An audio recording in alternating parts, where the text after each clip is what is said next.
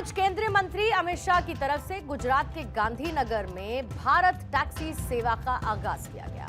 ये देश में पहली कोऑपरेटिव मॉडल पर बेस्ड टैक्सी सर्विस है, जिसे लॉन्च करते हुए एक रिवॉल्यूशनरी स्टेप बताया गया है।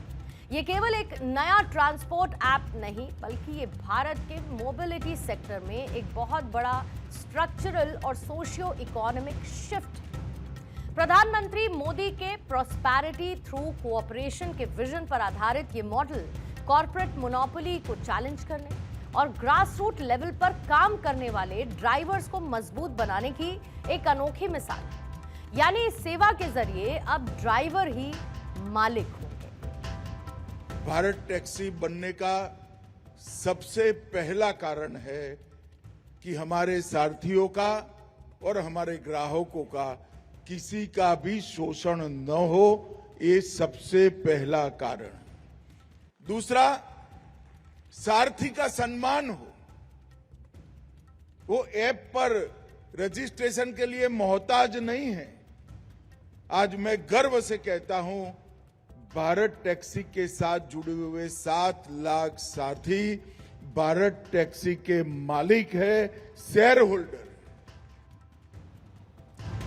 अब यहां पर सबसे बड़ी जंग cooperative model versus aggregator apps के बीच शुरू हो गई है। इस पूरी पहल की सबसे बड़ी यूएसपी, इसका यूनिक सेलिंग पॉइंट, इसका कोऑपरेटिव ओनरशिप स्ट्रक्चर है। अमित शाह की तरफ से इस बात पर खास जोर देकर कहा गया कि जो प्राइवेट ऐप बेस्ड कंपनीज हैं, जैसे कि ओला, उबर, अपने साथ जुड़े हुए ड्राइवर्स को केवल कॉन्ट्रैक्ट लेबर मानती हैं। लेकिन अब बदलाव का समय है, क्योंकि प्राइवेट कंपनीज आमतौर पर हर राइड पर 20% से 30% तक का एक हेवी कमीशन वसूलती है, जिससे ड्राइवर्स की मेहनत की कमाई का एक बड़ा हिस्सा इन्हीं कॉर्पोरेट्स की जेब में चला जाता है।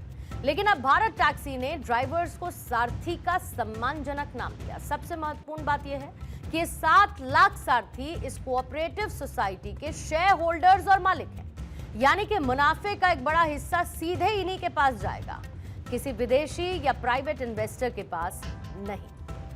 भारत टैक्सी को सफल करना सबसे बड़ी जिम्मेदारी हमारे सारथियों की। तत्काल लाभ को अगर हमने देखा तो आने वाले अनेक वर्षों तक शोषण का भोग बनना पड़ेगा। बन चुके हैं आप। मैं गारंटी देता हूं, भारत टैक्सी कभी आपका शोषण नहीं करेगी। मुझे बड़ा आनंद है कि आज आप 7 लाख सारथियों के परिवार का एक हिस्सा बने हैं और भारत टैक्सी का एक हिस्सा बने हैं। आने वाले दिनों में यातायात के क्षेत्र के अंदर, मोबिलिटी के क्षेत्र के अंदर ये हमारी कोऑपरेटिव नई ऊंचाइयां छूने वाली है, इसका मुझे भरोसा है, और ये सफल भी होने वाली है, इसका भी मुझे पूरा भरोसा है। सारथियों के लिए सम्मान, उनकी सुरक्षा और उनकी सफलता जैसे शब्दों पर फोकस किया गया, जैसे कि एक कर्मचारी या बंधुआ ड्राइवर की बजाय एक ओनर और पार्टनर के रूप में पहचान मिलने से चालकों का सेल्फ एस्टीम बढ़ेगा। प्राइवेट कंपनीज में अक्सर ड्राइवर्स के अकाउंट्स बिना किसी ठोस कारण के ब्लॉक या फिर सस्पेंड कर दिए जाते हैं। एक सहकारी संस्था का हिस्सा होने के नाते इन सारथियों को जॉब सिक्योरिटी मिलेगी और इनके एक्सप्लॉयटेशन की गुंजाइश खत्म हो जाएगी। साथ ही कोऑपरेटिव रूल्स के तहत उन्हें बेहतर सोशल सिक्योरिटी बेनिफिट्स मिलने की राह भी आसान होगी। जब कमीशन का एक बड़ा हिस्सा मिडिल मैन के पास जाने की बजाय सीधे चालक की जेब में बचेगा, तो उसकी डिस्पोजेबल इनकम बढ़ेगी। ये सीधे तौर पर उनकी आर्थिक स्थिति को मजबूत करेगा। अब इस शानदार सेवा की कमर्शियल लॉन्च गुजरात के कई प्रमुख शहरों में एक साथ की गई। अहमदाबाद, सूरत, राजकोट, गांधीनगर जैसे 14 शहरों में अब भारत टैक्सी नजर आने वाली है। यह सर्विस किसी एक सेगमेंट तक लिमिटेड नहीं है, बल्कि इसमें मोबिलिटी की तीनों मेन कैटेगरीज को इंक्लूड किया गया, जिसमें सबसे पहले आते हैं 2 व्हीलर्स, जो कि लास्ट माइल कनेक्टिविटी और किफायती सफर के लिए इस्तेमाल किया जाएगा। इसके अलावा ऑटो रिक्शा भी नजर आएंगे। मिडिल क्लास फैमिलीज और डेली कम्यूटर्स के लिए ये काफी फायदेमंद सवारी साबित होगी। इसके अलावा प्रीमियम और लंबी दूरी के सफर के लिए जाहिर बात है कि 4 व्हीलर्स की सुविधा नजर आएगी। 7 लाख सारथियों के इस मैसिव फ्लीट के साथ बाजार में उतरने से ये साफ है कि भारत टैक्सी शुरुआत से ही निजी कंपनियों को एक बहुत बड़ी और एग्रेसिव कंपटीशन देने के लिए तैयार है।